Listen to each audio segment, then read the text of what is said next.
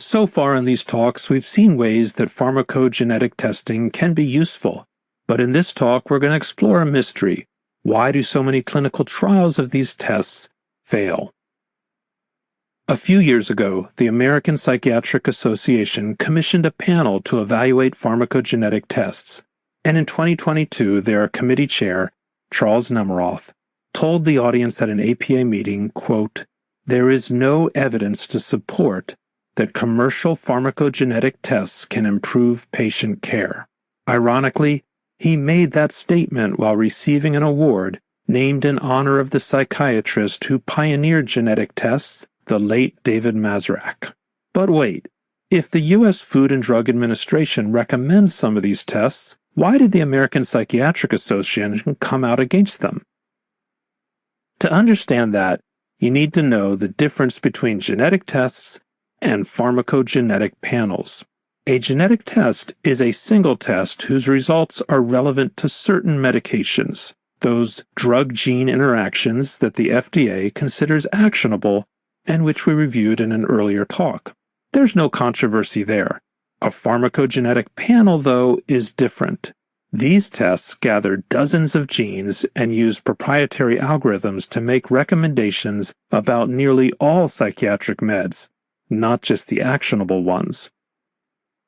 The problem is that they mix irrelevant genes with relevant ones and water it down further by including drugs that have no actionable interactions. So Dr. Nemeroff is right.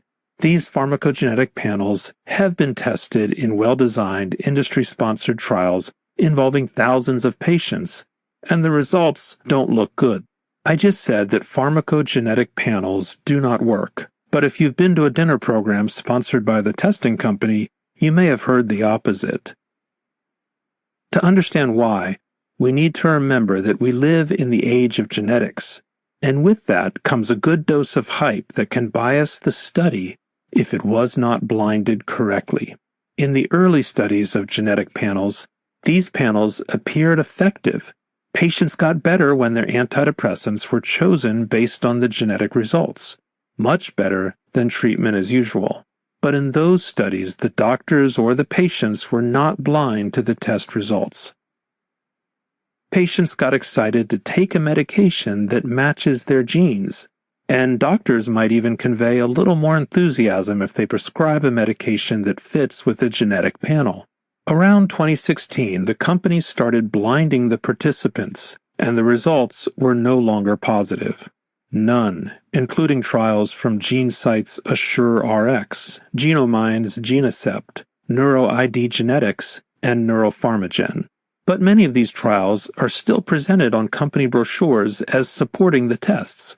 What's going on here? To understand that, we need to learn a little more about statistics. I promise it won't be too painful. A clinical trial is trying to look for solid patterns in a cloud of statistical noise.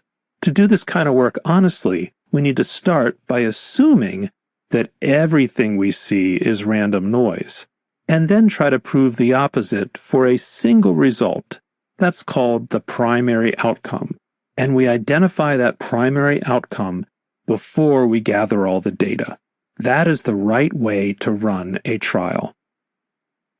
The wrong way is to gather all the data and then look at dozens of outcomes until you find one that fits a pattern and looks positive, because when you do that, it's a high probability that those secondary outcomes were positive just by random chance alone. That's called data fishing. Here's an analogy. Suppose you have 1,000 colored beads and you shake them up in a box.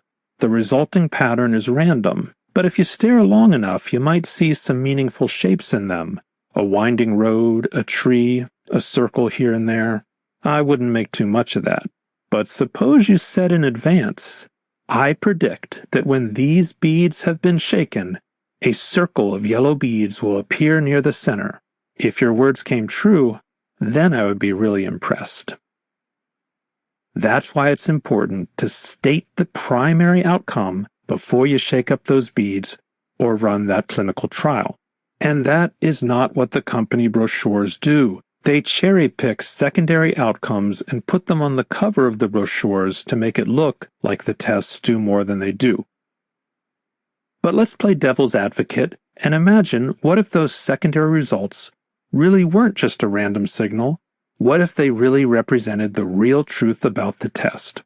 Even then, they are not very impressive. With GeneSight secondary measures, you would need to test 19 patients with depression to bring one to remission, which means it has a number needed to treat of 19. If their sample was limited to the minority of patients who actually had genetic variations that informed the medication choice, those figures improve slightly. Then you need to test 13 patients to bring one to remission. The reason behind these disappointing numbers might have to do with their reliance on farmacodynamic genes. These genes are supposed to tell us how the brain responds to medications, but there is scant evidence that any of them actually do that. In the next video, I'll show you how that played out with the most famous of the farmacodynamic genes, the short arm of the serotonin receptor. Another problem might lie in the accuracy of these genetic panels.